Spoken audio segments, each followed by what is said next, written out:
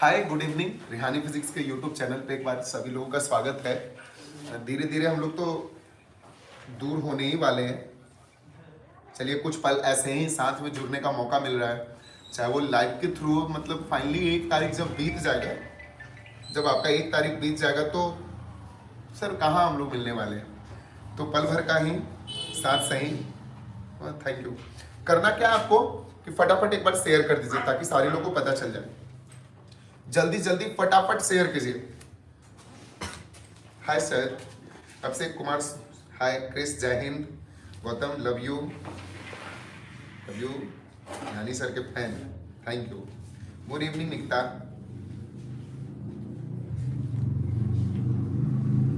मिलेंगे सर, आप भूल जाइएगा। हम नहीं भूलेंगे, बिल्कुल कभी नहीं भूलेंगे। ऐसा हो सकता है क्या? तो जिस्म से जान कैसे जुदा होगा भाई। Gulab Yadav, love you sir. Okay, good evening sir. आपका भी रिहानी फिजिक्स का यूट्यूब चैनल पर वेलकम है। Okay, thank you Suman Sharma. हाँ, हमारा भी ठीक है। रिहानी फिजिक्स के चैनल पे, चूंकि ये हमारा चैनल नहीं है, ये तो आप लोग का चैनल है, रिहानी फिजिक्स परिवार का चैनल है। फटाफट शेयर करना है, फटाफट शेयर करना है। देखिए दो बात है, हम जिस मोबाइल से लाइव आते हैं आज उस मोबाइल का बैटरी भी थोड़ा सा कम है। मोस्ट प्रोबेबिलिटी है कि पूरा हो पाए नहीं, इसलिए हम फटाफट चालू करना चाहते हैं। बहुत अच्छे हैं सुमित, बहुत अच्छे। जल्दी शेयर तो कीजिए, शेयर करना है, पहले शेयर करना है, शेयर करना है, फटाफट शेयर कीजिए। आप लोग के एग्जाम के बाद हम बाल भी कटवा लेंगे। फटाफट शेयर करना है। सुंदरम, आई एम रिहानी भक्त, आई एम बच्चा भक्त। हम आपके भक्त हैं सर। थैंक यू अजीत, सब लोग थैंक यू। खूब मक्खन लगाइए ऐसे ही।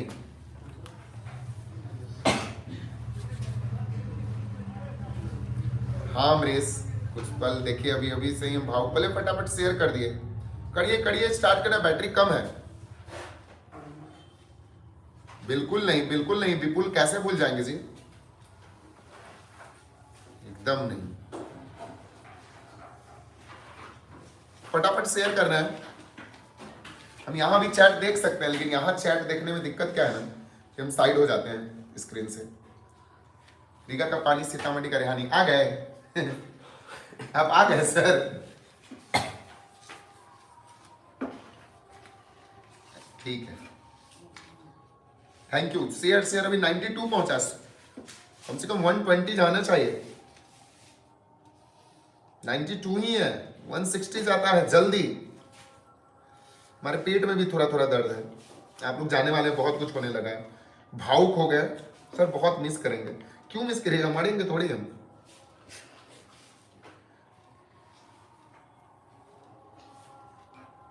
कल हमारा लास्ट डे है आपके साथ। हाँ, ऐसा कुछ भी नहीं है।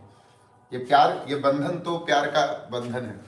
सूरज कब दूर किरण से, चंदा कब दूर गगन से, ये बंधन तो प्यार का बंधन है। सूरज कभी किरण सूरज का साथ छोड़ सकता है क्या?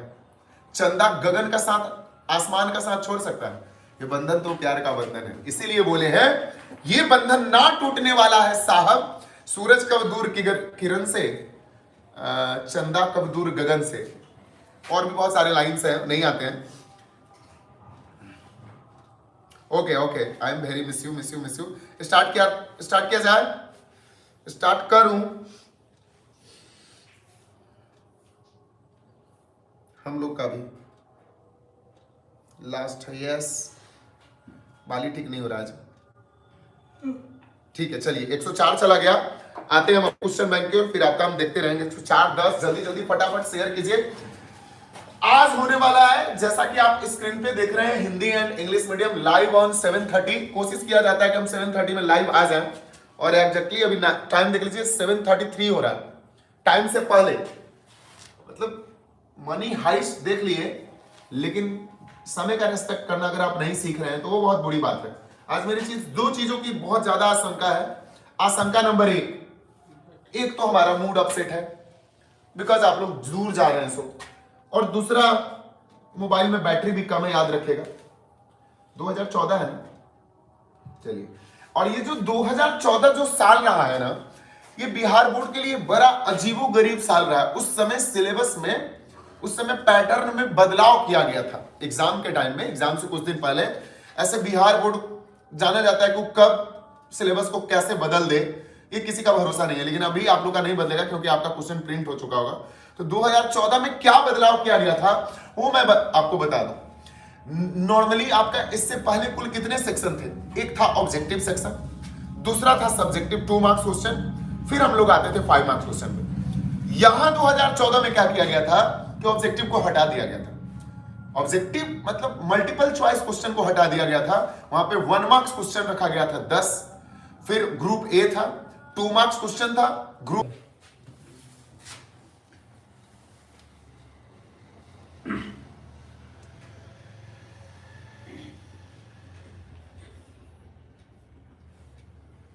स्टार्ट हुआ क्या देख लीजिए। तो थोड़ा सा नेट प्रॉब्लम हो गया था।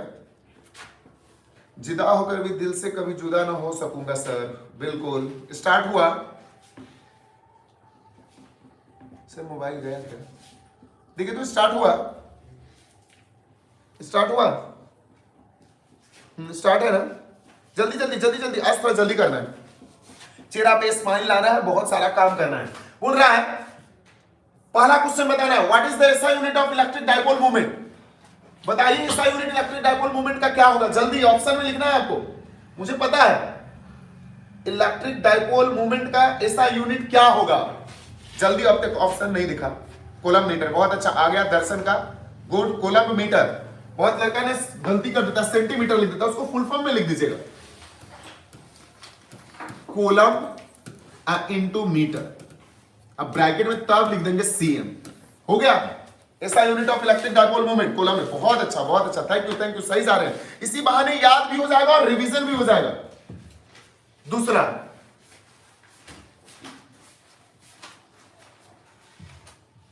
दूसरे पे ध्यान देंगे।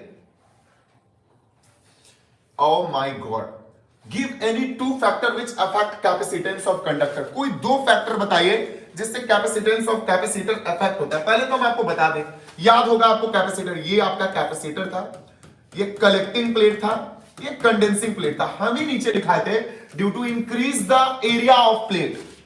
जब हम इन प्लेटों का क्षेत्रफल बढ़ाते हैं तो कैपेसिटेंस ऑफ कैपेसिटर ऑलरेडी बढ़ता है। तो पहला फैक्टर एरिया पे याद कीजिए। दूसरा factor due to increase the distance between the plate. जैसे जैसे इसके बीच का हम डिस्टेंस बढ़ाएंगे, प्लेट के बीच का दूरी बढ़ाएंगे, तो धारिता का मान, कैपेसिटेंस का मान घटेगा। जैसे जैसे हम इन प्लेट के बीच का दूरी बढ़ाएंगे तो कैपेसिटेंस का मान, धारिता का मान क्या करेगा? घटेगा।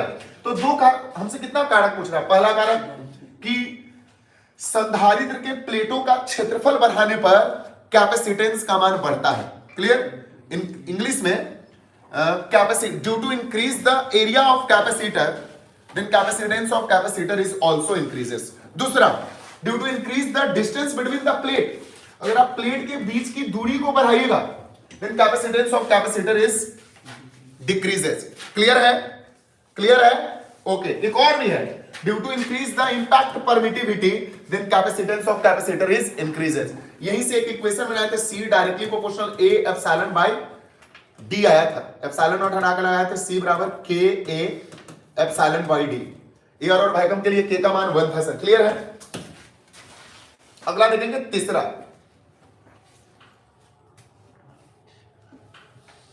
तीसरा फटाफट write down 2 main character of fuse wire. Batch में लिखवाए हैं व्हाट इज फ्यूज वायर। आपको जल्दी से बताना है फ्यूज वायर का 2 मेन कैरेक्टर क्या है। जल्दी फटाफट जल्दी से बताइए फ्यूज वायर का मेन कैरेक्टर क्या है।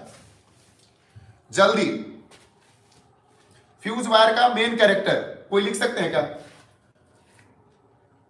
धरती का मान, क्या लिख रहे हैं सर? अच्छे से नहीं दिख रहा है, मीडियम शेप साइज। अच्छे से नहीं दिख रहा है क्या? अच्छे से नहीं दिख रहा है क्या? हाँ, नहीं ऑब्जेक्टिव नहीं है इस साल प्रवीण, अभी हम बताए हैं। बहुत अच्छा, एक लड़का लिखा लो रेसिस्टेंस, वेल डन। लो रेसिस्टेंस लो मेल्टिंग पॉइंट, बहुत अच्छा साची, गुड। लो रेसिस्टेंस लो मेल्टिंग पॉइंट। आप जो फ्यूज वायर लगाते हैं, रेसिस्टेंस लो रहता है, अचानक से किसी घर में कोई शॉर्ट सर्किट होता है या लोड बढ़ता है, तो लो रेसिस्टेंस होने के कारण वो तुरंत क्या कर जाता है? मेल्टिंग पॉइंट भी कम होता है। क्या बोला है? फ्यूज वायर के दो विशेष अभिलक्षण के लिखे। फ्यूज वायर का दो विशेष लक्षण क्या है? रेसिस्टेंस लो होता है, प्रतिरोध कम होता है और गलनांक कम होता है। लो मेल्टिंग पॉइंट होता है। क्लियर? फ्यूज वायर के दो विशेष अभिलक्षण यही है। ऑप्टिकल फाइबर के कोर, अगला देखना है। क्लियर है दोस्तों? तीसरा क्वेश्चन क्लियर? तीसरा क्वेश्चन क्लियर? चौथा, ऑप्टिकल फाइबर क्रोड किस पदार्थ का होता है? याद रखिएगा, ऑप्टिकल फाइबर क्रोड सिलिका का होता है। लिख लीजिएगा अगर थोड़ा सा भी क्वेश्चन बैंक लेके बैठे हुए तो। ऑप्टिकल फाइबर क्रोड किस पदार्थ का होता है? तो सिलिका का होता है। ओके सर, याद कीजिए हम जब आपको यंग डबल स्लिट पढ़ा रहे थे तो वहां पे लिखवाए थे जल्दी से, इस फ्रिंज की चौड़ाई lambda D by D, fringe की चौड़ाई बीटा बराबर लैम्डा डी बाई डी, छोटा वाला डी, फ्रिंज की चौड़ाई लैम्डा डी बाई डी। हमसे लड़का पूछा ये बड़ा वाला डी क्या था, तो हम लड़का को बड़े प्यार से बताए थे ये जो बड़ा वाला डी था स्लीट और स्क्रीन के बीच की दूरी थी, छिद्र और पर्दे के बीच की दूरी थी। छोटा वाला डी क्या था? तो छोटा वाला डी था दोनों स्लीट के बीच की दूरी थी, दोनों स्लीट के बीच की दूरी। ओ माय गॉड। छठा क्वेश्चन देखिएगा। लाइट नहीं है, क्या हो रहा है? आप लोगों को दिक्कत है क्या? क्या साफ नहीं दिख रहा है क्या? साफ नहीं दिख रहा है क्या? साफ नहीं दिख रहा है क्या? बीएचयू का बीए आर्ट्स एग्जाम की तैयारी कर रहे हैं सर, आपका प्यार दुलार ने मुझे खींच लाया। Oh my, thank you, thank you Vipul. थोड़ा विपुल शेयर कर दीजिए। दिख रहा है ना साहब? कुछ बच्चे बहुत अच्छा है सब, ठीक है। अगला क्वेश्चन की ओर आते हैं, ध्यान देना है। अगला लिखना है कि बताइए व्हाट इज इंडक्टिव रिएक्टेंस। आराम से सुनना है। Inductive reactance is the resistance of AC, inductive reactance is the resistance of inductor in an AC circuit. Inductive reactance resistance of inductor in an AC circuit. किसी भी AC परिपथ का, शुद्ध हिंदी में किसी भी एसी परिपथ का जो हिंदी में क्या बोलते हैं उसको, प्रेरकत्व का प्रतिरोध होता है, उसी को इंडक्टिव रिएक्टेंस कहते हैं। एक्सएल बराबर ओमेगा एल होता है, याद कर लीजिए। एसी में पढ़ा था एक्सएल बराबर ओमेगा एल, एक्सी बराबर 1 ओमेगा सी। क्लियर है? छठा क्लियर है? छठा बताइए क्लियर है? What is inductive reactance?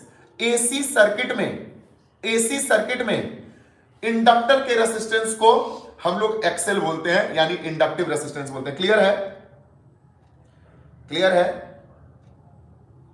Okay Dheeraj king, अभी थोड़ा पढ़ा रहे हैं, मनोरंजन नहीं हो पा रहा है आप लोगों का, बिकॉज हम समझ रहे हैं थोड़ा सा बैटरी कम है, कब टाइम बोल दे। सर बहुत लापरवाह है आप, जब आपको पता था कि लाइव आना है तो चार्ज करके रखना चाहिए था ना। छी, लापरवाह इंसान, बिल्कुल लापरवाह नहीं है। सारा दिन बिजी थे, ट्रैवलिंग में थे। एक्चुअली आप लोग के क्लासेस के बाद जब हम यहाँ से गए हैं तो मुझे जाना पड़ा स्कूल, और फिर वहां से आते आते बहुत लेट हो गया है। फिर फाइनली रॉयल बैच पढ़ा रहे थे, उतनी देरों में जितना चार्ज करना था किए हुआ है, लापरवाह नहीं। क्लियर है? क्लियर है? हेलो गुलाब, हेलो फूल गुलाब का, अच्छा गुलाबों में फूल। ब्रिस्टल का नियम लिखना है, मजा आ जाएगा। ब्रिस्टल का नियम हिंदी इंग्लिश दोनों में एक बार ध्यान दीजिएगा, बस ध्यान देना ही जिंदगी में। आराम से सिर्फ लिखना है, प्रूफ नहीं करना है। लेकिन 1 मार्क्स में इसका घर लिख देंगे क्या? जब हम अनपोलराइज लाइट को, ध्यान से, जब हम अनपोलराइज लाइट को पोलराइज एंगल पे डालते हैं आईपी पे, जब हम अनपोलराइज लाइट को पोलराइज एंगल पे डालते हैं तो जो इंटरफ्रेंस होता है हवा के साथ सेपरेट कर जाता है। इंटरफ्रेंस किसके साथ सेपरेट करता है? जिसके कारण से रिफ्रैक्टेड लाइट पार्शियली पोलराइज्ड होता है। रिफ्रैक्टेड लाइट कैसा पोलराइज होता है? लेकिन रिफ्लेक्टेड लाइट फुल्ली पोलराइज्ड होता है। और हर हाल में रिफ्लेक्टेड लाइट और रिफ्लेक्टेड लाइट एक दूसरे पे परपेंडिकुलर होता है। म्यू बराबर होता है tan i। एक बार म्यू बराबर tan i, एक बार क्लियर हिंदी में बोलते हैं। जब हम अध्रुवित प्रकाश को ध्रुवन कोण पे आपतित करते हैं, ध्यान से, जब हम अध्रुवित प्रकाश को ध्रुवन कोण पे आपतित करते हैं तो व्यतिकरण हवा के साथ व्यवस्थित होता है, जिसके कारण से अपवर्तित प्रकाश आंशिक रूप से ध्रुवित होती है, लेकिन परावर्तित प्रकाश पूर्णतः ध्रुवित होती है। इसी नियम को हम ब्रूस्टर का नियम कहते हैं इंग्लिश में। When unpolarised light incident on polarised angle, जब हम अनपोलराइज्ड लाइट को पोलराइज्ड एंगल पे डालते हैं, देखिए पोलराइज्ड एंगल है, देन इंटरफेरेंस सेपरेटिंग एयर, जो इंटरफेरेंस हो रहा था वो हवा के साथ सेपरेट कर गया ड्यू टू दिस कॉज। ये आप पढ़ ही रहे हैं, छोड़ के लाइव मत जाइए, आपका रिवीजन हो रहा है, कम से कम समझ लीजिए क्या चाहिए, घंटा फिजिक्स पढ़ रहे हैं, ये क्या हो रहा है, इससे अच्छा रिवीजन क्या होगा, वो भी क्वेश्चन बैंक का revision. When unpolarized light incident on polarized angle, interference separating air, due to this cause, refracted light is partially polarized, but reflected light is fully polarized. Reflected light partially polarized है, लेकिन reflected light ना fully polarized होता है. And refracted light and reflected light is mutually perpendicular to each other. It's called Brewster law. Clear? बहुत batch में बहुत ज्यादा VVI लिखवाए थे. Clear है? Clear है? mu is equal to tan I पे लिखना है. Clear है? क्लियर है भैया? जल्दी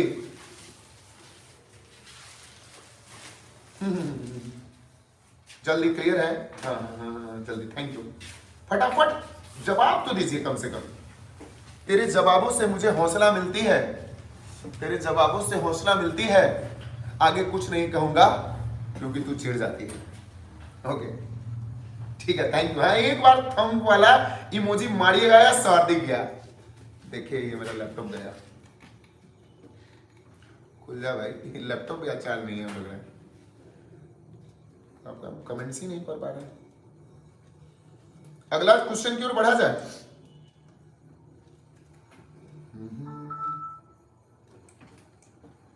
ठीक है ठीक है, इमोजी मार देना है डन वाला, ठीक है ना। शेयर आज अच्छे तगड़े तरीके से नहीं हुआ। क्लियर, अगला देखते हैं। What is stopping potential? याद करिए law of photo electric effect के बाद हम ना experiment to study the photo electric effect में लिखवाए थे। When value of incident radiation is increases then rate of photo electron is also increases. ऊपर से हम जितना ज्यादा प्रकाश बढ़ा रहे थे तो हमारा फोटो करंट का निकलने का दर भी बढ़ रहा था। घबराइए मत, ये स्टॉपिंग पोटेंशियल नहीं है, स्टॉपिंग पोटेंशियल तो बाद में होगा। उसके बाद हम एक और टॉपिक लिखवाए थे बाबू, सेचुरेशन करंट, संतृप्त धारा। अब हम ये बताए थे कि जैसे ये ना मेरा ट्यूब था, डिस्चार्ज ट्यूब, यहां पे एक कैथोड प्लेट लगा दिए थे, एनोड प्लेट लगा दिए थे, ऊपर से यहां पे रे ऑफ लाइट डाले थे, तो यहां से जो फ्री इलेक्ट्रॉन निकल रहा था, इस फ्री इलेक्ट्रॉन का नाम था फोटो इलेक्ट्रॉन। मजा आ जाएगा, पूरा क्वेश्चन ही रिवीजन हो जाएगा। For this experiment Lenard and Millikan give following result. और इस एक्सपेरिमेंट से लिनार्ड और मिल्कन को बहुत सारा रिजल्ट मिला था। क्या मिला था रिजल्ट भैया? पहला रिजल्ट, ऊपर से जितना ज्यादा इंटेंसिटी बढ़ाइएगा रेट ऑफ इमिटेड फोटो, ये लॉ नहीं है, ये रिजल्ट है। ऊपर से, हालांकि पहला जो रिजल्ट है वो लॉ में भी यूज हुआ था। The rate of the intensity of incident radiation is directly proportional to rate of emitted photo electron. दूसरा था सैचुरेशन करंट। हम ये बता रहे थे बाबू कि अगर हम ये पॉजिटिव वाला प्लेट का मान बढ़ाएंगे तो ऑलरेडी फोटो करंट का मान बढ़ेगा। पॉजिटिव पोटेंशियल बढ़ा रहे हैं, फोटो करंट और बढ़ रहा, पॉजिटिव पोटेंशियल बढ़ा रहे हैं, फोटो करंट और बढ़ रहा, बढ़ते बढ़ते बढ़ते हम आपको एक थप्पड़ मारे, आप चार घंटा परे हम आपको 2 थप्पड़ मारे, आप 5 घंटा परे हम आपको 10 थप्पड़ मारे, अब 20 घंटा परे हम आपको 20 थप्पड़ मारे, आप 24 घंटा परे। अब हम आपको, अब क्या करेगा, हम आपको मारते रह गए कंटिन्यू, तबड़ तबड़ तबड़, 24 घंटा से 25 घंटा पड़ेगा क्या? एक समय ऐसा आएगा कि जब आप पॉजिटिव पोटेंशियल बढ़ा रहे थे, वैसे हम आपको मारेंगे नहीं, जितना जुल्म करना था, जितना सताना था, बाप रे बाप, एकदम सुल्तान बने बैठे थे। कभी काल अकेले में सोचते हैं नहीं यार, ये टीचर वाला लक्षण तो हमें नहीं था, आपको पढ़ाने के लिए हम क्या क्या कर दिए। और भाई साहब वो बहुत सारे बच्चे थे, चाहे वो ब्रजेश हो, बीगन हो, आज शायद सुन रहे होंगे, वो करमचंद हो, सब लोगों को बहुत भाई साहब वैसे नहीं पीटना चाहिए था, लेकिन हम आप लोगों को बताते थे कि बाबू हम पीलर नहीं है, इसलिए चलिए कोई नहीं, हम समझ में हमारी बात आ रही होगी आपको। हाँ मन तो मेरा भी नहीं लगा, शांत शांत सा लग रहा है, सब मिनिमम हो जाएगा। ठीक है ठीक है ठीक है, पता नहीं मेरे लैपटॉप में क्या हो गया, बार बार ये रुक जा रहा है। एक मिनट, ओके ओके, ध्यान देंगे। तुम ये बता रहे थे, मेरा बात सुनते रहिएगा। पहला बात, ऊपर से जितना ज्यादा हम इंटेंसिटी बढ़ाएंगे फोटो करंट उतना बढ़ेगा। दूसरा बात, जितना पॉजिटिव पोटेंशियल बढ़ाएंगे फोटो करंट बढ़ेगा, बढ़ा रहे पर एक समय ऐसा आ गया कि अब हम पॉजिटिव पोटेंशियल बढ़ा रहे हैं तो ये बेचारा कहता भाई साहब हम नहीं बढ़ेंगे, मेरा औकात इतना है।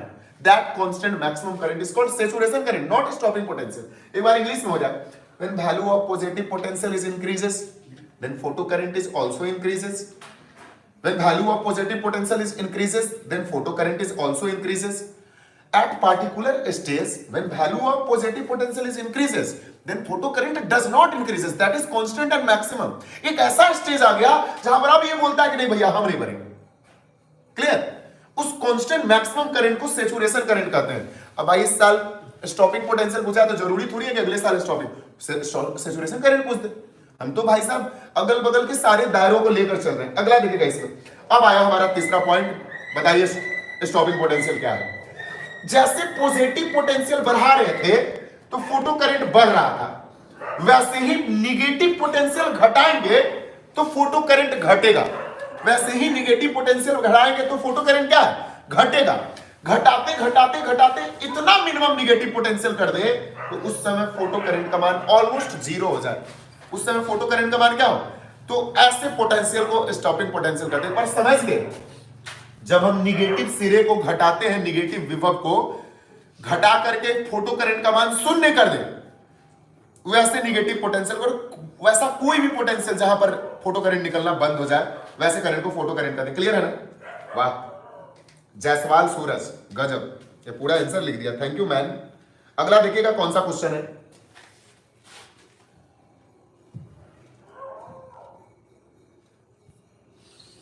नंद गेट का परिपथ प्रतीत करना है. ज्यादा शाहरुख खान नहीं बनना है, सिर्फ नंद गेट का परिपथ प्रतीत करना है. क्वेश्चन बैंक दिखेगा तो थोड़ा सा दिमाग तो दर्द करेगा. ये है इसका नंद गेट है तो याद कीजिए n प्लस क्या? Not. n plus not.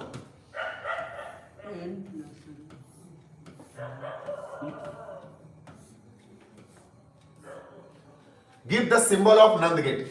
Symbol of NAND gate, इसका अगर हमसे पूछता बुलियन एक्सप्रेशन बताइए तो एंड गेट है. एंड का क्या होता है? A dot B. A dot B ऊपर रैपिंग लग जाएगा. ए डॉट बी पे ऊपर क्या लग जाएगा? रैपिंग. और बुलियन एक्सप्रेशन तो आप बड़े प्यार से लिख लीजिएगा. सलमान खान बनाया है क्या सर? यही तो प्यार है. अच्छा जी, हम आप लोग से बात कम करेंगे बिकॉज हमारा बैटरी बहुत कम है आज. अगला देखिएगा. आज मैं लिखवाया हूं व्हाट इज आयनोस्फीयर. आयनोस्फीयर जल्दी से बताइए आज वाले बच्चे कि कितना से कितना किलोमीटर वाले रेंज को बोलते हैं आयनोस्फीयर. फटाफट आज ही हम लिखवाए व्हाट इज आयनोस्फीयर. कितना से कितना जल्दी बताना है आयनोस्फीयर. देखिए बहुत सारा किताब पढ़ेगा तो बहुत सारा डाटा मिलेगा. 80 किलोमीटर से 400 किलोमीटर भी लिख सकते हैं. 84 किलोमीटर से 940 किलोमीटर भी लिख सकते हैं. ये पृथ्वी के सतह से 40 किलोमीटर से भी ऊपर और 400 किलोमीटर के बीच में. 84 किलोमीटर से 824 किलोमीटर के बीच में. लेकिन वहां से जहां से सारा रेडियो वेव रिफ्लेक्ट कर जाए, थैंक यू, 80 to 400, जहां से सारा रेडियो वेव रिफ्लेक्ट कर जाए वैसे मंडल को हम लोग आयनोस्फीयर कहते हैं. देखिए ये मेरा पहला ग्रुप हो गया. आते हैं दूसरे ग्रुप की ओर. दूसरे ग्रुप में भी 10 क्वेश्चन है और सबका जवाब देना है साहब. ये 2 मार्क्स क्वेश्चन है. इससे पहले जो हम कर रहे थे वो 1 मार्क्स क्वेश्चन था. फटाफट देखिएगा. दो विद्युत क्षेत्र रेखाएं एक दूसरे को क्यों नहीं काटती है? क्या दो सम विभव सतह काट सकती है? कितना फिक्स VBI लिखवाए है. ये आप समझ जाइएगा. ये पूछ रहा है why electric field lines are never intersect to each other. Electric field line की बाबू प्रॉपर्टी ये होती है कि इलेक्ट्रिक फील्ड लाइन का हर पॉइंट पे एक ही डायरेक्शन होना चाहिए. हर पॉइंट पे क्या होना चाहिए? अगर ये इलेक्ट्रिक फील्ड लाइन कटा, if electric field lines are cut to each other, मान लीजिए कि इलेक्ट्रिक फील्ड लाइन यहां पे कट गया. अब इस पॉइंट पे देखिए ना कितना डायरेक्शन हो गया? More than 1 direction. इस पॉइंट पे कितना डायरेक्शन हो गया? More than 1 direction. Electric field lines are never intersect to each other because if electric field lines are intersect to each other at the point of intersection, more than 1 direction and more than 1 tangent is produced, which is impossible. Electric field line के property में ये लिखा हुआ है कि electric field line के हर point पर एक डायरेक्शन. जैसे लड़का बोला कैसे सर? हम बोले यहां से इलेक्ट्रिक फील्ड लाइन ड्रा कर रहे हैं. यहां देखिए तो यहां पे इसका डायरेक्शन ये, यहां पे इसका डायरेक्शन ये, यहां पे इसका डायरेक्शन ये, और हर पॉइंट पे टेंजेंट है. हर पॉइंट में ये बात और है कि डायरेक्शन चेंज कर रहा है, लेकिन एक पॉइंट का डायरेक्शन एक ही है. विद्युत क्षेत्र रेखाएं एक दूसरे को कभी नहीं काटती हैं, क्योंकि अगर विद्युत क्षेत्र रेखाएं एक दूसरे को काटी तो कटे हुए बिंदु पर एक से अधिक दिशा होगी और एक से अधिक टेंजेंट होगा, जो कि असंभव है। क्लियर? एक बार और, electric field lines are never intersect to each other because electric field lines are cut to each other, then at the point of intersection more than one direction and more than one tangent is produced, which is impossible. एक बात और पूछ रहा है, क्या दो समविभव सतह एक दूसरे को इक्विपोटेंशियल सरफेस काट सकता है क्या? हम लिखवाएं प्रॉपर्टी में, याद कीजिए प्रॉपर्टी में, no work is done when test charge is moving from one point to another point in equipotential surface. Equipotensial surface never intersect to each other. Equipotenशियल surface indicate strong और weak electric field. नहीं काट सकता है, समविभव पृष्ठ भी नहीं काट सकता है, नहीं काट सकता है, फटाफट समविभव पृष्ठ भी नहीं काट सकता है. ओके ओके, नहीं नहीं, ये लिखो, ये बस इतना ही पूछा है कि नहीं काट सकता है, आपसे मेंशन करने के लिए नहीं बोला. क्लियर है? चलिए आते हैं 11वें क्वेश्चन की ओर. 12वें क्वेश्चन को 11 कर दिया ना मैं, 12वां देखिएगा. बोल रहा है a wire of resistivity rho. मजा आ गया. एक वायर है जिसका रेसिस्टिविटी रो है, तो रो बराबर होता क्या है बुआ? रो बराबर होता है R into A by L. ठीक है, इसको कर लिया क्वेश्चन फर्स्ट. अब बोल रहा है is stretch to double its length. अब इसको खींच करके इसके लंबाई को दुगुना कर दिए.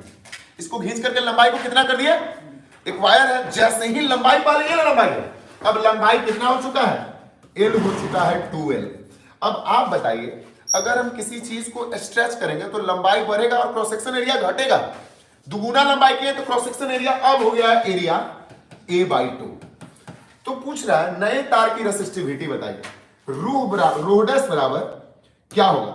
रोडेस बराबर हम पहले लिख देते हैं R इंटू A/L. R की जगह पे R, A की जगह पर हो गया आपका कितना पता है? A है गया आपका A/2 और L तो ऑलरेडी 2L है. यानी हमारा जो नया रेसिस्टिविटी होगा, बताइए क्या होगा सर? नया रेसिस्टिविटी हो जाएगा,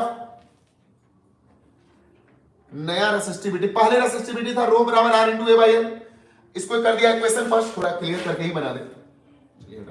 पहले रेसिस्टिविटी है आपका रो बराबर R into A/L. According to question, question वाला कह रहा है कि आपने लंबाई को खींच करके कितना कर दिए? लंबाई को खींच कर दिए, L डैश हो गया है बाबा, आपका L हो गया है 2L. एरिया कितना हो गया? A/2. पहले का एरिया का आधा हो गया. अब बताइए इसीलिए रो बराबर R की जगह पे R, E की जगह पर हो जाएगा आपका A/2 हो गया और L की जगह पर हो जाएगा 2L. अब इसको लिख सकते हैं रो बराबर, रो डैश कर देते हैं इसको. ठीक है, रो डैश बराबर हो गया 1/4 into R into A/L. From equation first से R इंटू A/L को क्या कहते हैं? रो. यानी रो डैश इक्वल टू हो गया रो बाई 4. 1/4 कम हो जाएगा इसका रेसिस्टिविटी. बहुत अच्छा, 1/4 कम हो जाएगा इसका रेसिस्टिविटी. क्लियर है? क्लियर है? क्लियर है? बहुत बढ़िया. स्क्रीनशॉट लेना हो तो ले लीजिएगा. वैसे ये बहुत फेमस क्वेश्चन है सर. आते हैं 13 में.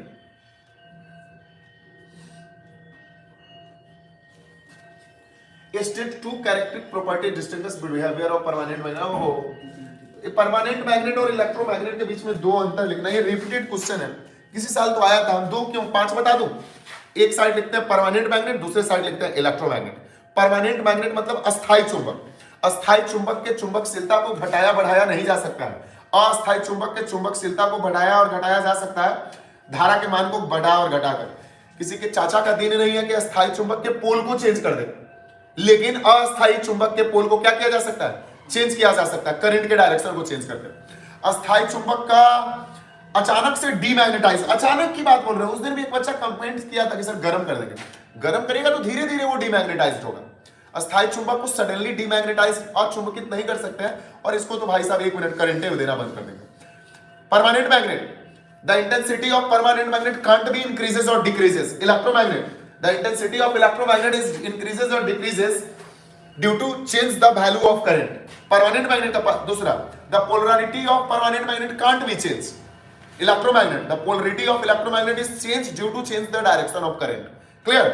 तीसरा, permanent magnet can't be demagnetise suddenly, electromagnet is demagnetise suddenly due to stopping current. हो गया। ये आपका सोलेनॉइड, टोरॉइड, ये सब इलेक्ट्रोमैग्नेट में आ जाएगा। नेचुरल चुंबक को आप बार मैग्नेट के रूप में रख सकते हैं। क्लियर। बार मैग्नेट में हमेशा कांस्टेंट करंट, परमानेंट मैग्नेट में कांस्टेंट करंट देते हैं। क्लियर है।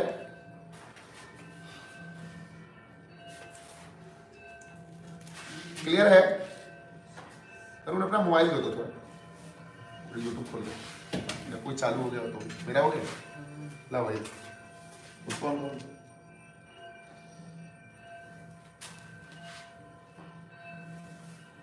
Thank you. अरुण भैया का मोबाइल है। सर आपको मिस कर रहे थे और आप लाइव आ गए, लिख लिए। Yes sir, thank you sir. 3-4 batch की याद आएगी, 3-4 बैच की याद आएगी। ये क्या है? 3 से 4 बैच की क्यों याद आएगी? 3 से 4 तो कल है। मैं हटा दूं इसको। फाइंड द एक्सप्रेशन फॉर, देखिएगा, find the expression of self induction of an ideal solenoid. एक आइडियल सोलेनॉइड का सेल्फ इंडक्शन का मान निकालना है सर। याद कीजिए, हमारा आपको एकदम कॉपी में लिखा हुआ था। सबसे पहले सेल्फ इंडक्शन कहते किसको है? Due to change the direction of main current in close coil, induce current and induce EMF produce in close coil is called self induction. Due to change the direction of main current in close coil, induce current and induce EMF produce in close coil is called self induction. अब हमको बोलता है किसी solenoid के लिए, हिंदी में बोल दे, किसी बंद कुंडली में मुख्य करंट की दिशा को बदलने के कारण अगर कुंडली में प्रेरित धारा में प्रेरित विद्युत भाग बल उत्पन्न हो जाए तो उसको बोलते हैं सेल्फ इंडक्शन। याद करिएगा थोड़ा सा। यहां फाई बराबर होता है एल आई, ओके, एक होता है और दूसरा इक्वेशन लिख सकते हैं, फाई बराबर लिख सकते हैं। याद कीजिए, फाई बराबर होता है एल आई, आई बराबर होता है, यहीं पे देखिएगा, फाई बराबर एल, किसी भी सोलेनॉइड का मैग्नेटिक फील्ड बी बराबर होता है mu naught N I. Solenoid का मैग्नेटिक फील्ड क्या होता है? B बराबर म्यू नॉट एन आई। B बराबर याद रखिएगा म्यू नॉट छोटा एन आई इंटू आई। अब मुझे किसका सेल्फ इंडक्शन निकालना है? सोलेनॉइड का। तो फाई बराबर हो गया L I from definition of, एक मिनट थोड़ा इसको साइड में ले चले क्या यहां पे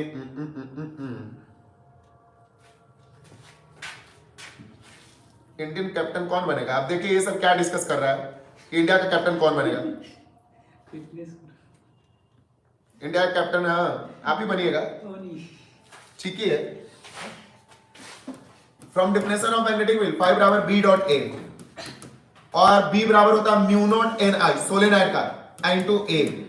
मैं क्या कर दूं, रहने देता हूं सर, ये फाई है, इसको कर लिया इक्वेशन फर्स्ट। अब याद कीजिए, from definition of self induction, from definition of self induction, self induction के परिभाषा से फाई बराबर एल आई, दोनों को इक्वेट कर देते हैं समीकरण 1 एवं 2 से। फ्रॉम इक्वेशन कॉपी में किया गया हुआ है sir, from equation first and second, self induction solenoid का, कोएक्सियल सोलेनॉइड का, दोनों का किया हुआ है सर। ये हो गया आपका एल इंटू आई बराबर म्यू नॉट एन आई ए, आई से आई, एल बराबर हो गया म्यू नॉट एन ए। अगर आप एन का मान लिखना चाहते हैं तो याद कीजिएगा, पूरे सोलेनॉइड का लंबाई एल था, पूरे सोलेनॉइड पे कुल फेरों की संख्या था क्या? एल लंबाई पर कुल फेरों की संख्या, एल लंबाई पर कुल फेरों की संख्या एन, एल लंबाई पर कुल फेरों की संख्या था एन, यूनिट लंबाई पे कुल फेरों की संख्या बताइए, छोटा एन बाई एल था। अगर आप छोटे वाला एन की जगह पर लिखना चाहते हैं, बड़ा वाला n बाई एल, इसको बोलते हैं number of turn per unit length. Clear है? क्लियर है?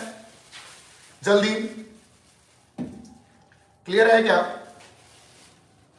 क्लियर है? जल्दी तो बोल दो भाई। रियानी सर इंडिया के कैप्टन बनेगा। ठीक है, हम आपके कैप्टन बनेंगे सर। जी जी, कॉपी में किया हुआ था सर। सर कल लास्ट क्लास है, हाँ जिन लोग को आना होगा आइएगा यार। तू कल चला जाएगा तो मैं क्या करूंगा, तू याद बहुत आएगा तो मैं क्या करूंगा, तू दिल को दुखाएगा तो मैं क्या करूंगा। मेरे तो चेहरे पे आज ही भावुकता झलक रही है कि मुझसे हो पाएगा कि नहीं। चलिए हटा रहे हैं। 15 ट्रांसफार्मर क्या है और नीचे लिखना है व्हाट इज ट्रांसफॉर्मेशन रेशियो। मजा आ गया। जल्दी, ट्रांसफार्मर इज, कल तो शायद हम ट्रांसफार्मर, कल शायद क्वेश्चन बैंक में ट्रांसफार्मर हुआ था भाई। व्हाट इज ट्रांसफार्मर, कितना इंपॉर्टेंट है सो देखिए, और इस साल के लिए तो भाई बहुत ज्यादा, बहुत मतलब बहुत ज्यादा। Transformer is a device which convert, transformer is a device which convert low voltage into high voltage or high voltage into low voltage without loss of power and it is based on mutual induction. Clear? Transformer एक ऐसी युक्ति है जो निम्न वोल्टता को उच्च वोल्टता में या उच्च वोल्टता को निम्न वोल्टता में बदलती है बिना ऊर्जा में क्षय किए हुए, बिना ऊर्जा में क्षय किए हुए। बार बार ये ऊपर क्यों चला जाता है, ये गया है नीचे का, दिख रहा है नहीं। ट्रांसफार्मर एक ऐसी डिवाइस है जो लो वोल्टेज को हाई वोल्टेज में कन्वर्ट करता है और हाई वोल्टेज को लो वोल्टेज में बिना पावर में लॉस किए हुए। पूछ रहा बताइए transformation ratio, the ratio of transformation ratio बराबर, ट्रांसफॉर्मेशन रेशियो बराबर, कोई बोलेगा क्या? एनएस बाई एनपी को बोलते हैं, आर से सूचित किए थे, NS by NP, number of turn on secondary coil to the number of turn on primary coil, number of turn on secondary coil to the number of turn on primary coil, NS by NP। चल रहा है, एक बार देख लीजिए तो reconnect नहीं है। द्वितीयक कुंडली पे फेरों की संख्या और प्राथमिक कुंडली पे फेरों की संख्या के अनुपात को कहते हैं ट्रांसफॉर्मर। बहुत अच्छा है सर, 2017 बैच की याद आएगी। अरे गौरव यार, बिल्कुल गौरव, आज हमारा गौरव, थैंक यू गौरव। गौरव के लिए क्या कहें, गौरव सीबीएसई से थे और पूरे डिस्ट्रिक्ट में बहुत अच्छा मार्क्स लाए थे। गौरव अभी कहां, एक बार कमेंट में थोड़ा सा हम आपके लिए जल्दी से पढ़ रहे हैं। जयेंद्र गौरव जी, जी चीयर्स। आप चीयर्स कीजिए, अगर थोड़ा देर समय देंगे तो हम भी कर सकते हैं। 15 मिनट। जयेंद्र गौरव जी, गौरव कहां है अभी? सत्यम ऑन द वे। अरे सत्यम, लव यू। मेरा बच्चा बहुत अच्छा ब्लॉग बनाता है, एक बार आप लोग सत्यम ऑन द वे देखिएगा, जिसका अब यहां देखिए, यहां पे दिखा दिया, फिलहाल बैटरी 7% है। सत्यम ऑन द वे। सर मुझे कैसे भूल जाएंगे सत्यम? कैसे भूल, गौरव रुला देंगे आपको। गौरव अभी कुछ बदलाव नजर आ रहा है क्या? कोई अगल बगल में आस पड़ोस में चाय पिलाने वाला है क्या? लाइव चलने के एरिया से कोई अगल बगल में है कोई? यस सर, कोई है जो 5 मिनट में हमारा चाय पिला दे, दूध धैले हो? कोई नहीं है चाय के नाम पर? हाँ वो हो गया सर। अच्छा, यहाँ नीचे देखिए लिख रहा है, साहिल लिख रहा है, करमचंद बोल रहे हैं। ठीक है, ओके, बहुत बढ़िया। हाय हाय हाय बजरंगी, हाँ ठीक है, थैंक यू। अच्छा रहा। कोई चाय पिलाने वाला है? देखते हैं, 5 मिनट वेट करें, जल्दी से लेके चले आइए। हो गया, अब हम लोग का क्लास कराइए पहले, नेट भी खत्म। यही अलग परेशान है 2 मिनट बतियाने में, क्यों परे हो चक्कर में? कोई नहीं है टक्कर में, हमको लगा चाय के बारे में लिख रहे हैं। राइट, हाँ सर आइए, लेकर आना है। हम कहां जाके लाइव छोड़ के देगा। 15 के बाद 16, 15 के बाद 16 मजे से एकदम हो याद।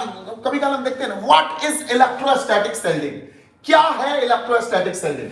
ध्यान देना, the process which prevented the certain area of electric field is called electrostatic shielding। वैसी प्रक्रिया जिसमें कुछ निश्चित क्षेत्र को विद्युत क्षेत्र के प्रभाव से क्या कर ले, बचा ले, हम उसको इलेक्ट्रोस्टैटिक शेल्डिंग कहते थे। हम आपसे बोले थे कि बाबू बारिश हो रहा है, बारिश है, बारिश में एकदम तेज थंडर स्टॉर्म है, बिजली चमक रही है, भगवान जी आपका फोटो खींच रहे हैं। अब उस समय बोला जाता है कि जब ठनका गिर रहा हो तो बाहर नहीं निकलना चाहिए। सामने एक कार लगा हुआ है, तो भयंकर पीपल का पेड़ है, आप किस में जाकर के बैठेगा, पीपल के पेड़ में या कार में? कार वाला बोल रहा है कि भैया बैठ जाइए, ऐसे कोई बोलिए जल्दी। यस, पीपल के पेड़ के पास बिल्कुल मत बैठिएगा, वरना सबसे ज्यादा वो खतरा होता है सर, लाइटनिंग होने की सबसे ज्यादा चांस पेड़ पौधे के पास, ग्रीन कोई भी चीज है जो भींगा हुआ है अर्थ के संपर्क में हो। हमारा जो चालक है, हमारा जो कार होता है, this is the best example of electrostatic shielding. एक एग्जांपल भी देना है to prevent a certain area. मैं एक फोटो बना के दिखा देता हूं, ये था हमारा पॉजिटिव प्लेट, ये था निगेटिव प्लेट। अब यहां पे बना था इलेक्ट्रिक फील्ड लाइन, लेकिन इसमें हम एक इलेक्ट्रोस्टैटिक कंडक्टर डाल दिए। जैसे ही हम इलेक्ट्रोस्टैटिक कंडक्टर डालेंगे, ये है इलेक्ट्रोस्टैटिक कंडक्टर। आप इलेक्ट्रोस्टैटिक कंडक्टर के परिचय से, बिहेव से जानते हैं कि इन साइड में उसका इलेक्ट्रिक फील्ड का मान क्या होता है, इन साइड में इलेक्ट्रिक फील्ड का मान क्या होता है, 0। ओके, सबसे अच्छा इसका एग्जांपल बताइए। During thundering, sitting in A car और हाउस। घर में रहिए, घर से बाहर मत निकलिए थंडरिंग के दौरान, या कार में बैठे रहिए। What is electrostatic सेल्डिंग? वैसी प्रक्रिया जिससे निश्चित क्षेत्र को विद्युत क्षेत्र के प्रभाव से बचा लेते हैं। The process which prevented the certain area of electric field is called electrostatic सेल्डिंग। Arun, ये यहां चार्जर नहीं आएगा, इस बोर्ड से यहां तक आने का कोई उपाय नहीं होगा, छोड़ो, तो कोई बात नहीं, मेरा मोबाइल डिस्चार्ज ही होने वाला है। क्लियर है? ओके, अगला क्वेश्चन की ओर चलते हैं।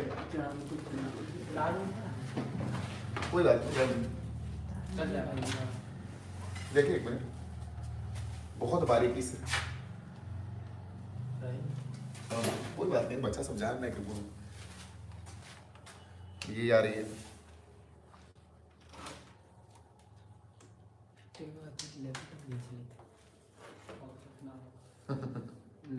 छोड़ गिर जाएगा। अरे बेंच ये तार ठीक है।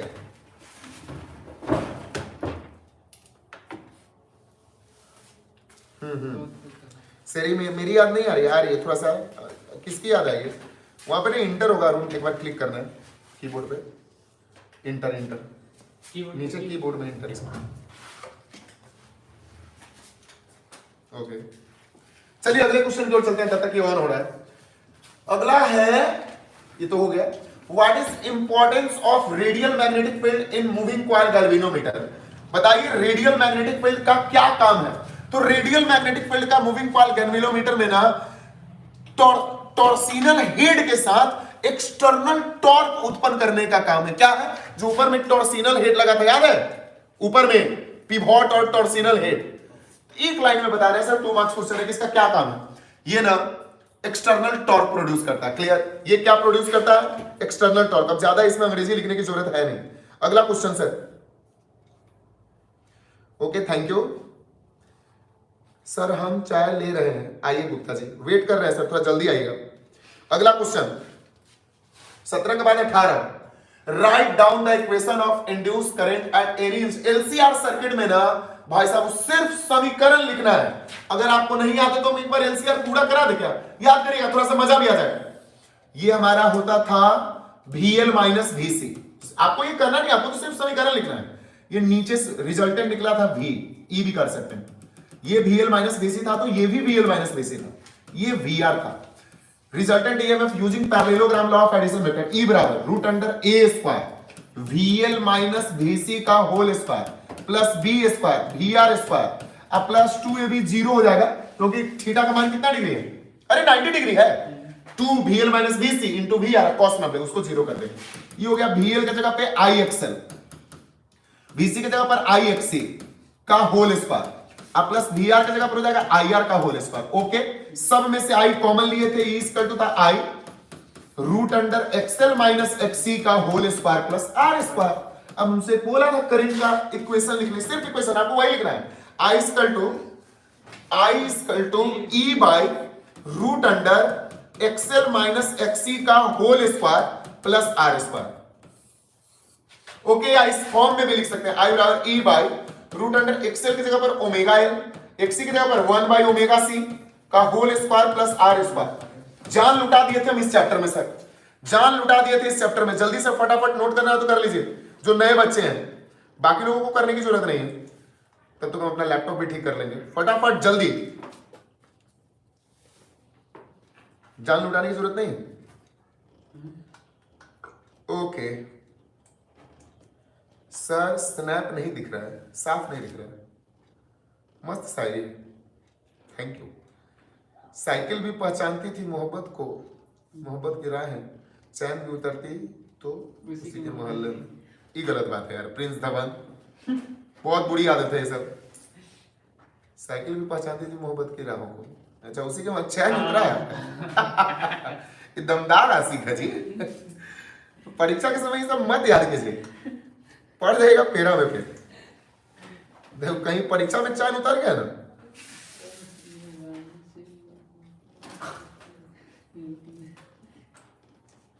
हाँ नहीं उतरना चाहिए अभी। अभी बहुत दिक्कत है बाबू, माहौल नहीं, अभी परीक्षा पर समझ जाएगा। हटा रहे, अगला देखिएगा। ओके, विद्युत चुंबकीय तरंग में विद्युत क्षेत्र बी एवं चुंबकीय क्षेत्र बी एवं विद्युत क्षेत्र सदिश ई में कौन सबसे ज्यादा प्रभावी होता है? आपको बताना है ई और बी में सबसे ज्यादा प्रभावी कौन होता है। सबसे ज्यादा प्रभावी कौन होता है? जल्दी फटाफट बताइएगा, जल्दी।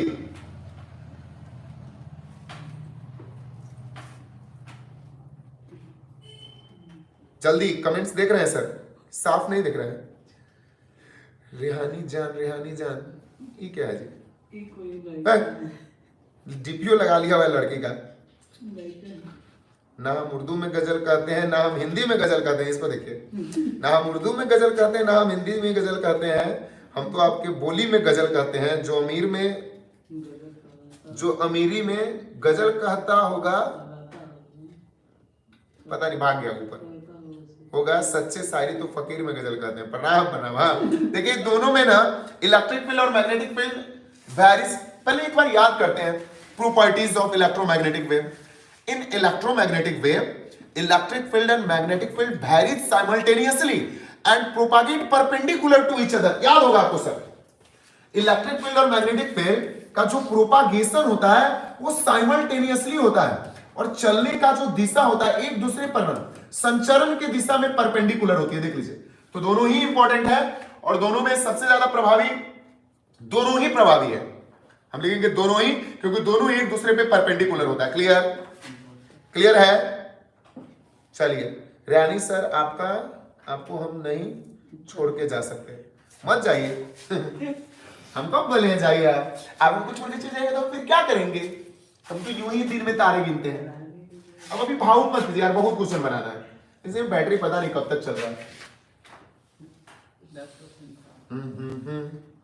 मजा आ गया।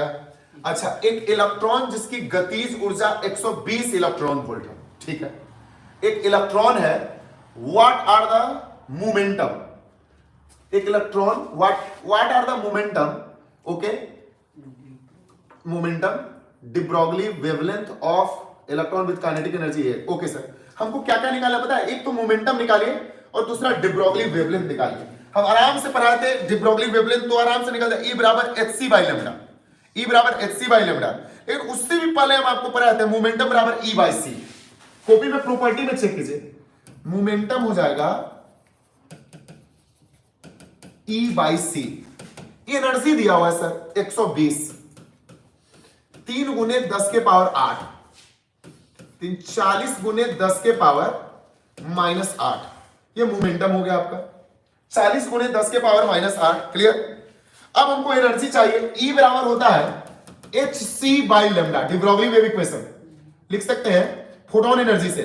h हो गया 6.62 into 10 to the power 34, 6.62 into 10 to the power, जल्दी जल्दी, -34।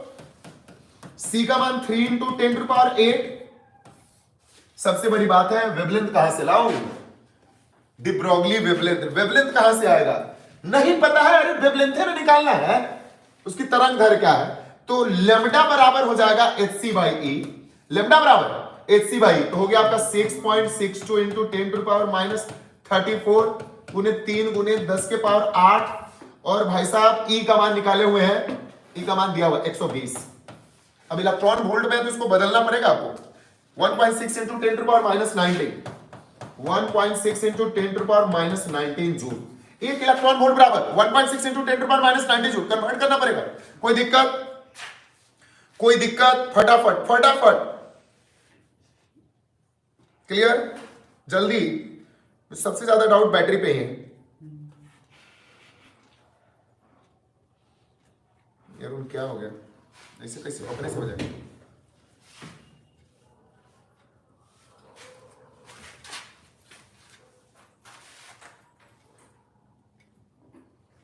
एक तो ये ऐड से हम परेशान है।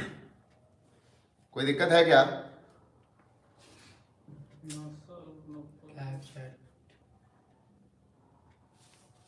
एक मिनट भैया, एक मिनट, यहीं से देख लेते हैं। ये सब फालतू फालतू वाले रंजन जो लोग लिख रहे हैं ना, तो हम ब्लॉक कर देंगे आपको, हम हटा रहे हैं सर। अगला क्वेश्चन,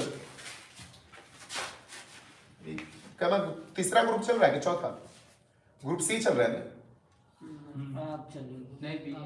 अरे सी है यार, लास्ट क्वेश्चन, सी आना बाकी है, आना बाकी, उसके बाद डी आएगा। What happen when forward bias is applied to a PN junction? Okay, बोल रहा है क्या होगा जब आप फॉरवर्ड बायस को पीएन जंक्शन डायोड को ना फॉरवर्ड बायस में जोड़िएगा। बहुत कुछ होगा। पहला बात, जैसे ही हम फॉरवर्ड बायस में पीएन जंक्शन डायोड को जोड़ेंगे तो डिप्लेशन लेयर डिक्रीज करेगा, डिप्लेशन लेयर डिक्रीज करेगा, एनर्जी इंक्रीज करेगा और करंट का मान बढ़ेगा। When PN junction diode is connected in forward bias, then depletion layer is decreases and energy is increases. Depletion layer decrease करेगा, energy increase करेगा। और बताइए और क्या होगा? आप तो बहुत बात बोले थे। दूसरा बात, जो हमारा फर्मी एनर्जी है, इसमें फर्मी एनर्जी किसके साथ शिफ्ट करेगा? फर्मी एनर्जी कंडक्शन बैंड के साथ शिफ्ट करेगा। क्लियर? फर्मी एनर्जी किसके साथ शिफ्ट करेगा? कंडक्शन बैंड के साथ शिफ्ट करेगा। क्लियर है? क्लियर है? क्या होगा जब पीएन जंक्शन डायोड को आप किसमें जोड़िएगा? फॉरवर्ड बायस में। जब हम पीएन जंक्शन डायोड को फॉरवर्ड बायस में जोड़ेंगे तो हमारा डिप्लेशन लेयर घटेगा, जिसके कारण से एनर्जी का मान बढ़ेगा और करंट का मान बढ़ेगा और यह ओम के नियम का पालन करेगा। इससे ज्यादा कुछ नहीं, 2 मार्क्स का है। क्लियर? आते हैं अगले क्वेश्चन 22 में। बोल रहा है why a longitudinal wave can't be polarized? क्यों लॉन्गिट्यूडनल वेव पोलराइज्ड नहीं हो सकता है? बताइए कि लॉन्गिट्यूडनल वेव पोलराइज्ड क्यों नहीं हो सकता है? Initially light wave were considered to be transverse. ये बोल रहा है क्षैतिज तरंग क्या नहीं ध्रुवित की जा सकती है? इसलिए नहीं कर सकती है कि वो प्लेन ऑफ वाइब्रेशन में परपेंडिकुलर डायरेक्शन में प्रोपागेट करता है। प्लेन ऑफ वाइब्रेशन में ये कौन सा रू हो गया भाई? कुछ दूर होकर भी भुलाया नहीं जाता। चालू हो गया ये सब।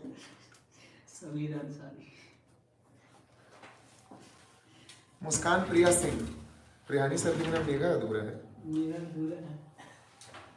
ये कौन है भाई? क्या क्या लिख रहे भाई? पढ़ाई पढ़ाई हम ब्लॉक कर देंगे। देखिए देखिए देखिए सब कहा है? प्रियानी सर के बिना मेघा अधूरा है। गजबे लिखता है। इसलिए पोलराइज किया नहीं जा सकता है क्योंकि वो प्लेन ऑफ वाइब्रेशन में परपेंडिकुलर प्रोपागेट करता है। अगला देखना है। ओ माय गॉड, अभी जस्ट कुछ दिन पहले बताए थे what is the utilise of moderator, coolant and control rod. अभी उस वाले बोर्ड पे बना भी हुआ है कि बताइए ना मॉडरेटर, कंट्रोल रड और इसका क्या यूटिलाइज है। तो सबसे पहले याद कीजिए मॉडरेटर। मॉडरेटर क्या करता था पहले मैं आपको बता दूं। जो न्यूक्लियर फिजन प्रोसेस होता था रिएक्टर में, उसमें न्यूट्रॉन्स काफी तेजी से निकलता था। उसमें न्यूट्रॉन्स काफी तेजी से, मॉडरेटर बोलता था धीरे धीरे, हौले हौले से हवा लगती है, हौले हौले से दुआ लगती है और हौले हौले हो जाएगा परीक्षा की तैयारी। क्लियर? एक बार मॉडरेटर का क्या काम है? मॉडरेटर ना न्यूक्लियर रिएक्टर में फास्ट मूविंग न्यूट्रॉन को स्लो डाउन करने का काम करता है। हेवी वाटर का यूज करते हैं मॉडरेटर में। किसका यूज करते हैं? हेवी वाटर करते हैं, और भी बहुत सारा करते होंगे, इतना ही लिखना है। आगे लिखना है नियंत्रक, कंट्रोल रड। अच्छा एक बात बताइए, हम जो न्यूक्लियर रिएक्टर में यूरेनियम का रड लगाए थे तो वो तो अनकंट्रोल रिएक्शन था, लेकिन कंट्रोल रड क्या करता है कि जैसे ही फिजन प्रोसेस के दौरान 3 न्यूट्रॉन निकला था उसमें से 2 को खींच लेता है। कंट्रोल रड का काम है during nuclear fission process more than 2 neutron is produced, then control rod control the excess number of electron. Control rod क्या करता है? एक्सेस इलेक्ट्रॉन को कंट्रोल करने का काम करता है। कैडमियम रड, बोरॉन रड, ये सभी कंट्रोल रड की तरह काम करता है। बहुत जरूरत है देखने की। ये सब हमारे बारे में बहुत देर से बात कर रहे हैं।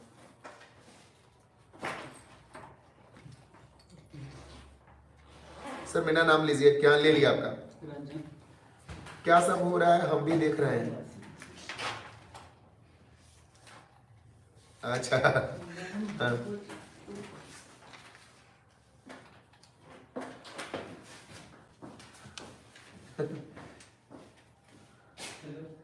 मेरा नाम लीजिए, अच्छा है। हाँ देखिए, देखते रहो, नया करंट ज्यादा प्रोड्यूस होगा। पता नहीं कौन है।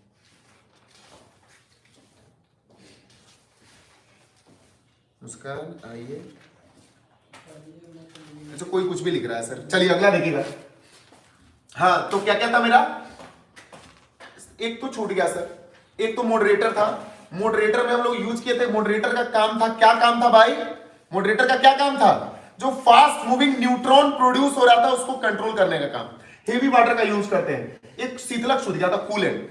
कूलेंट क्या होता था कि रिएक्टर से हीट को रिमूव करके बाहर करने का काम करता है। लिक्विड सोडियम का यूज करते हैं कूलेंट के रूप में। Control rate excess number of neutron को कवर करने का काम करता है। आधार बैंड, आधार बैंड, बैंड की चौड़ाई और फीडिंग क्या होती है? सबसे पहले what are base band, band की चौड़ाई और फीडिंग क्या होती है? ध्यान दीजिए, पढ़ाई पे ध्यान देना है।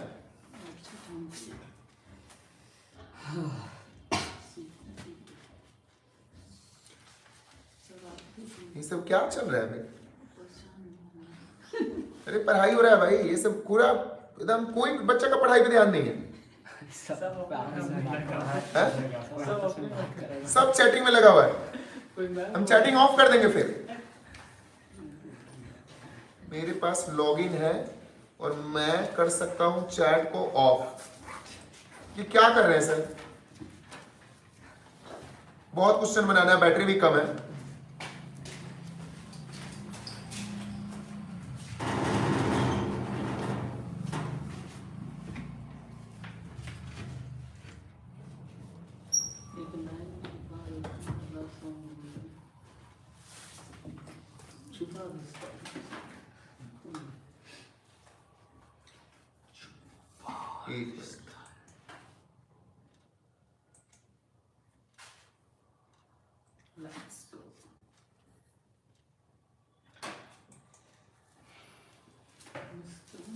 चलिए अगला क्वेश्चन देखिए।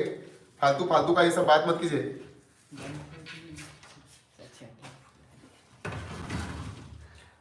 अगला देखना है सर। सबसे पहले बैंड, आप बेस बैंडविड्थ क्या है? तो आज वाले लेक्चर में हम क्लियर आपको बैंडविड्थ के बारे में बताए थे कि the difference of higher range frequency to the lower range frequency is called bandwidth. Higher range frequency और लोअर रेंज फ्रीक्वेंसी को हम लोग क्या बोलते हैं? बैंडविड्थ बोलते हैं। अगला है ड्रा द वोल्टेज डायग्राम, ये आप खींच लीजिएगा सर। अगला देखिएगा, define threshold frequency, work function, stopping potential with reference to photo electric effect. आपको ये तीनों चीज डिफाइन करना है। एज ए ग्रुप, कौन से ग्रुप में अभी? सी में। अभी ये सी ही चल रहा है क्या? यस। देगा सी में। बोल रहे क्या क्या आपको डिफाइन करना? Threshold frequency, those minimum frequency through which photo electron of metal surface are come out. वैसी मिनिमम फ्रीक्वेंसी जिससे फोटो इलेक्ट्रॉन, वैसी मिनिमम फ्रीक्वेंसी जिससे फोटो इलेक्ट्रॉन मेटल सरफेस से बाहर निकलता है, उसे हम लोग क्या बोलते हैं? Threshold frequency. Those minimum frequency through which free electron of metal surface are come out is called threshold frequency, और डेली फ्रीक्वेंसी बोलते हैं वैसी न्यूनतम आवृत्ति वाला प्रकाश जिससे फोटो इलेक्ट्रॉन हमारा बाहर निकल जाए, उसको बोलते हैं थ्रेशोल्ड फ्रीक्वेंसी। अगला work function, those minimum energy. अच्छा, मेटल सरफेस पे जो फ्री इलेक्ट्रॉन है वो ऐसे ही बाहर निकल जाएगा, उसको बोलिए आप सुनिए ना, हम आए हैं, आप मेरे साथ चलिएगा क्या, तो वो वाला फ्री इलेक्ट्रॉन बाहर निकल जाएगा क्या? वैसी न्यूनतम ऊर्जा जिससे मेटल सरफेस से फ्री इलेक्ट्रॉन क्या करेगा? बाहर निकल जाएगा, वैसे न्यूनतम ऊर्जा को हम लोग वर्क फंक्शन कहते हैं। स्टॉपिंग पोटेंशियल अभी वाले क्वेश्चन में लिखवाया सर। अगर हम निगेटिव पोटेंशियल का मान घटा करके इतना कम कर दें, अगर हम निगेटिव पोटेंशियल का मान घटा करके इतना कम कर दें, उस समय फोटो करंट का मान 0 हो जाए, वैसे पोटेंशियल को निगेटिव पोटेंशियल कहते हैं। 27 नंबर नहीं, ये बनाना है सर। बोल रहा है for the amplitude modulation of wave maximum amplitude is 10 volt, ठीक है, मैक्सिमम एम्पलीट्यूड है 10 वोल्ट, मिनिमम एम्पलीट्यूड है 2 वोल्ट, तो हमको क्या निकालना है, मॉड्यूलेशन इंडेक्स निकालना है। ओके सर, म्यू बराबर आप लिख सकते हैं, ध्यान दीजिए पढ़ाई पे, सब सर अच्छे से नहीं दिख रहा है सर, प्लीज अच्छा नहीं है, साफ नहीं दिख रहा है क्या, एक बार मोबाइल में देखे तो, बच्चों का कंप्लेन है कि साफ नहीं दिख रहा है। मॉड्यूलेशन इंडेक्स बराबर होता है amplitude of modulated wave, amplitude of modulated wave by amplitude of unmodulated wave. मेरा राइटिंग तो वैसे भी बहुत अच्छा है। Unmodulated wave, amplitude of modulated wave यानी म्यू बराबर लिख सकते हैं आप आराम से, म्यू बराबर आप क्या लिख सकते हैं, mu M by mu C कर देते हैं। रफ में आप देखिएगा, इसको कर लिए क्वेश्चन फर्स्ट, मुझे म्यू एम चाहिए, म्यू एम हो जाएगा मैक्सिमम फ्रीक्वेंसी 10 प्लस 2, दिख रहा है इधर, म्यू एम बराबर 10 प्लस 2 बाई 2 हो जाएगा 12 6। अब म्यू सी बताइए, 10 माइनस 2 बाई 2, म्यू सी हो जाएगा आपका, ये कितना हो जाएगा आपका, 10 मिनट हो गया, 8 बाई 2 4 हो जाएगा, म्यू सी कितना हो जाएगा, 4 हो गया सर, ये हो गया 10 वोल्ट, ये हो गया 4 वोल्ट। अब म्यू एम पता है, म्यू सी पता है, इसीलिए म्यू बराबर हो जाएगा 12 6, अब आई क्या हो जाएगा 4, ये कट जाएगा 3 बाई 2, कोई यूनिट नहीं होगा, कोई यूनिट नहीं होगा, क्लियर है, उल्टा लिख दिया क्या यार, सॉरी 1 मिनट रुक जाएगा, म्यू, 1 मिनट,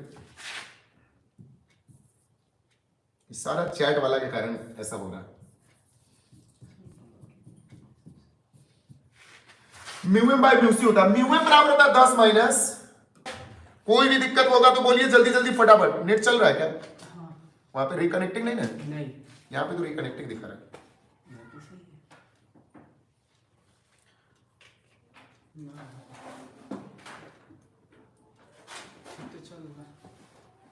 क्वेश्चन बैंक कर लेंगे तो अच्छा मार्क आ जाएगा, बिल्कुल बाबू, क्वेश्चन बैंक अगर आप, क्वेश्चन बैंक से पता चलता है सर। सर वीडियो रुक गया है, नहीं चल रहा, ये पे लिखा हुआ है वीडियो रुक गया है। किंग ऑफ लंका विवेक रंजन, आप गए बाबू ब्लॉक, अब आप दूसरा आईडी निकालिए, कितनी गलत बात है, रहिए, ठीक है अगला क्वेश्चन 28 नंबर देखिएगा, आज तो दम निकलने वाला है, बैटरी चल रहा है, अचानक से ऑफ हो जाए तो समझ जाएगा बैटरी खत्म। बोल रहा है double convex lens, same question बनाए हुए हैं, एक डबल, इसको ले चलते हैं साइड में,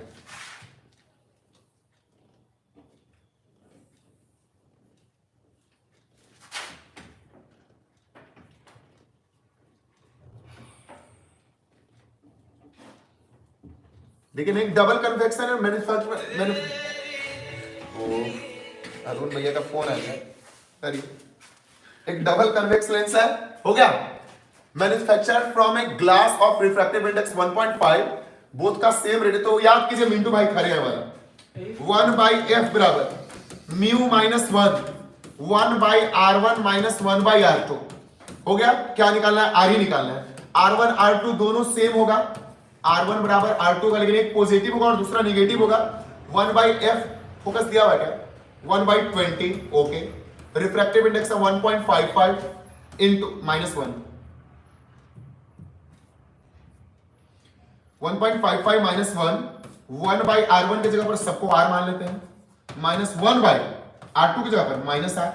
अब इसको हम अगर सॉल्व करें, बराबर छूट गया, 1 by 20 equal to 0.55, 1 by R minus 1 by R, क्या सॉल्व हो जाएगा, R निकालना है सर, क्या सॉल्व हो जाएगा, क्या सॉल्व हो जाएगा, बाप रे बहुत क्वेश्चन है जी आज, सॉल्व हो जाएगा,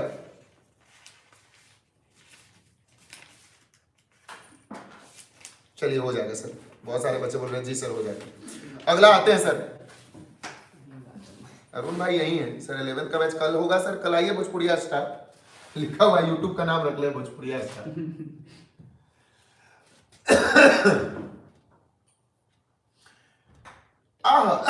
किन कारणों से ट्रांसफार्मर की दक्षता घटती है? Name the factor responsible for decreasing the efficiency of transformer. Eddy current loss, copper loss, hysteresis loss, बस कारक का नाम लिखना है। अगर आप एक्सप्लेन करना चाहते हैं तो याद कीजिए कि eddy current are setup in the core of transformer to minimise this. Eddy current कहां पे सेटअप होता है? ट्रांसफार्मर के कोर में, और which losses energy, जो एनर्जी का लॉस करता है, to minimise this loss core of transformer is eliminated. कौन कौन से कारक हैं जिनके कारण ट्रांसफार्मर की दक्षता घटती है? एक था कॉपर लॉस, दूसरा था हिस्टेरेसिस लॉस, तीसरा था ईडी करंट लॉस। हम बात कर दे कॉपर लॉस होता क्या है। जो हम क्या किए थे कि ट्रांसफार्मर के दोनों पार्ट पे दो जो आर्म था उसमें कॉपर के टर्न को बांधे थे, याद कीजिए, जिसको एक प्राइमरी कॉइल बोलते थे और एक को सेकेंडरी कॉइल बोलते थे। Copper turn wasted some energy, to minimise this loss core of transformer is eliminated. दूसरा था हिस्टेरेसिस लॉस। हिस्टेरेसिस लॉस में क्या हुआ था कि हमने जब करंट को प्राइमरी कॉइल से सेकेंडरी कॉइल में पास करा रहे थे तो उस समय प्राइमरी कॉइल से सेकेंडरी कॉइल में हीट पास करंट को पास कराने के दौरान वहां पे कुछ एनर्जी हमारा हीट में कन्वर्ट कर गया था, जिसको मिनिमाइज करने के लिए हम लोग हिस्टेरेसिस लॉस कहते हैं। उसको मिनिमाइज करने के लिए आप ट्रांसफार्मर के कोर को परतदार कर सकते हैं। तीसरा था eddy current. Eddy current transformer के कोर में सेटअप होता है, जिसके कारण से हमारी एनर्जी लॉस होती है। आप चाहते हैं कि आप इसको लॉस मिनिमाइज करना, तो आप ट्रांसफार्मर के कोर को परतदार कर सकते हैं। अगला, write the truth table of NAND gate. एक मिनट, नंद गेट का ट्रूथ टेबल लिखना है। उसका NAND gate connected in a given figure, okay. Identify the exact logic operation carried out by this circuit. नीचे दिए गए नंद गेट का, लड़का बहुत कंफ्यूज है यार। लड़का इसलिए कंफ्यूज है क्योंकि नंद गेट में दो इनपुट होते थे, यहां पे तो एक ही इनपुट है। अब करे तो करे क्या लड़का? लड़का पड़ गया दो फेर में। नंद गेट में एक ही इनपुट होता था, यहां पे दो इनपुट है। अब हम करेंगे क्या? तो आप यहां पे एक इनपुट है, एक आउटपुट आपको खुद से बनाना है, दूसरा कोई भी। और NAND gate so there only one input and one output. लेकिन इस नंद गेट में एक ही इनपुट है, एक ही आउटपुट है। लेकिन नंद गेट में होता क्या है? ये बिहार बोर्ड की कंट्रोवर्सी है, दुर्भाग्य का ये। आज मिलेंगे, कल मिलेंगे, विदा हो जाएंगे। आज अपना जान के जाने, फिर कब मिलेंगे। बहुत स्मार्ट दिख रहे हैं, थैंक यू सर। अब होम पर आपके बिना दिल नहीं लगता। आइए ना होम पर से।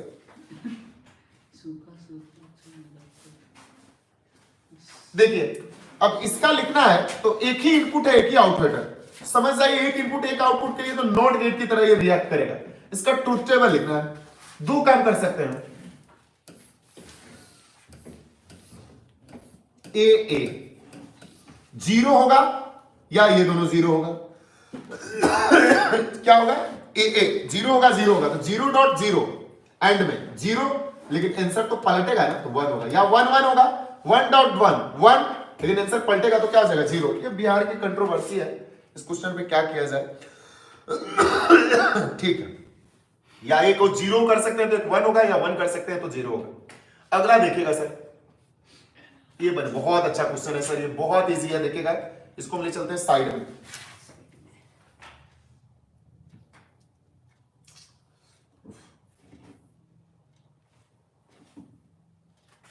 एक मिनट,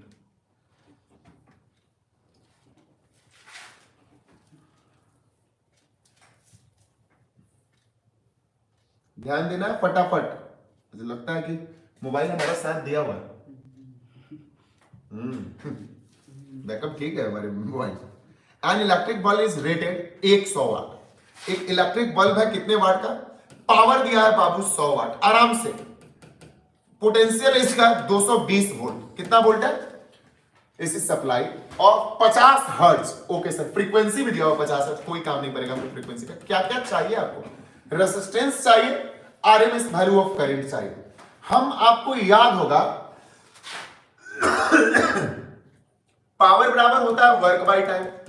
वर्क को हम h लिखते थे h बाई टी, पावर बराबर लिख सकते हैं h equal to I square R T by T, T से टी कैंसिल, यानी पावर इक्वल टू होता है I square into R. Okay, हमको आई नहीं चाहिए, हमको निकालना क्या है, क्या चाहिए आपको, बल्ब का प्रतिरोध आर चाहिए। ओके सर, लोड नहीं लेना है, आर के लिए हो जाएगा, पहले आई निकालेंगे। तो चूंकि ओम के नियम से v equal to I R, v equal to I R, I equal to हो गया v बाई आर। अब देखा पावर की जगह पर पावर, आई की जगह पर हो जाएगा आपका v square by R square into R, एक आर से एक R cancel, power equal to v square by R. हमें चाहिए r equal to v square by T. अब हो जाएगा r v दिया हुआ है सर 220, 220 इंटू 220, अब आई 100, डबल जीरो से डबल जीरो कैंसिल, ये हो जाएगा पावर हो गया आपका 440 वाट। सॉरी रेसिस्टेंस निकला है, सॉरी वाट नहीं, ओम 440 ओम। अब याद कीजिए v इक्वल टू, अब मुझे दूसरा निकालना है I R M S bulb का RMS value of current. E RMS होता है आई आरएमएस इंटू आर। तो आई क्या पूछ रहा है मुझे, I RMS, I RMS equal to बताइए E RMS by R. E RMS कितना है, ई है आपका 220 वोल्ट, ये 220 वोल्ट की तरह, आर कितना निकला है 440, आंसर एम्पियर में आंसर होगा 220 बाई 440। ओके, अरे सर एक मिनट देख लीजिएगा, 220 इंटू 220 है, सॉरी 220 इंटू 220, यार हम भी ना 220 का, अरे पोटेंशियल 220 है, देखिएगा ध्यान से 484, कोई ध्यान भी नहीं देता है, 484 ओम, 484, यानी सॉरी, क्लियर, क्लियर है, किन्हीं को कोई दिक्कत। अगला question,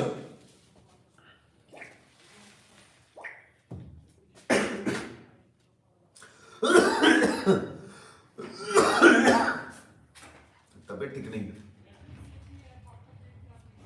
mention the different made of propagation using communication system. आपका जो कम्युनिकेशन सिस्टम में तीन सबसे हार्ड है ब्रीफ अकाउंट कम्युनिकेशन सिस्टम के, transmitter, channel, receiver. Transmitter, channel, receiver. Transmitter का क्या काम है, ट्रांसमीटर मैसेज सिग्नल को वेव फॉर्म में कन्वर्ट करता है, आज ही शायद पढ़ा है।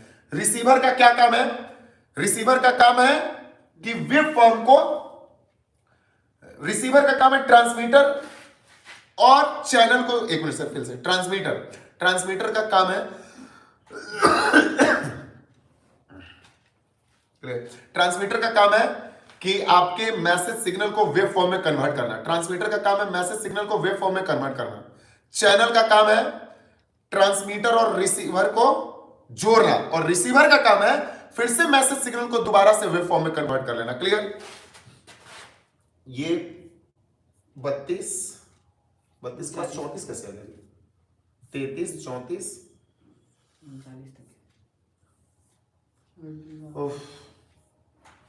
देखिए बहुत क्वेश्चन है आज यार, हम इसको दो पार्ट में कल भी इसको लाइव आकर के क्लियर कर देते हैं, ठीक है? नहीं, बहुत सारे बच्चे उब गए, क्या आज कर दें या कल कर दें, ये मुझे जानना है। ये 2014 में बहुत ज्यादा क्वेश्चन डाला गया था, हम भी थोड़ा सा थका हुआ फील कर रहे हैं। आज या कल बोलिएगा तो करेंगे, बैटरी का कोई ठीक नहीं हमारे। कल ओके, थैंक यू। हाँ, थोड़ा सा हेक्टिक फील कर रहे हैं, कल आएंगे बचे हुए क्वेश्चन को कर भी लेंगे। आज कीजिए सर छुपा रुस्तम, समझिए ये सब देख रहे हैं, ये सब दुश्मन है हमारा, बिल्कुल नहीं चाहता है। Hi sir Bablu Yadav, old 2021, सच कल कीजिएगा। Thank you thank you thank you thank you. ठीक है ठीक है ठीक है ठीक है, कल ही करेंगे। तो मेरे प्यारे बच्चों, आज के लेक्चर के लिए बस इतना ही, बिकॉज लाइव आज बहुत लंबा हो गया, ठंडा इतना ज्यादा है, आपको पता है लाइव हम क्लास से लेते हैं, और यहाँ पे शायद कुत्ते की आवाज आपको सुनाई दे रहा होगा सर। ऊपर से आज हम बहुत ज्यादा थके थे, बिकॉज आज हमको जाना पड़ गया, और जिस दिन रूटीन टूटता है ना उस दिन भाई साहब, ठीक है? तो आज के लिए इतना ही। हम कभी भी आपसे दूर नहीं जाने वाले हैं, सदैव आपके साथ रहेंगे। Bye, love you, good night.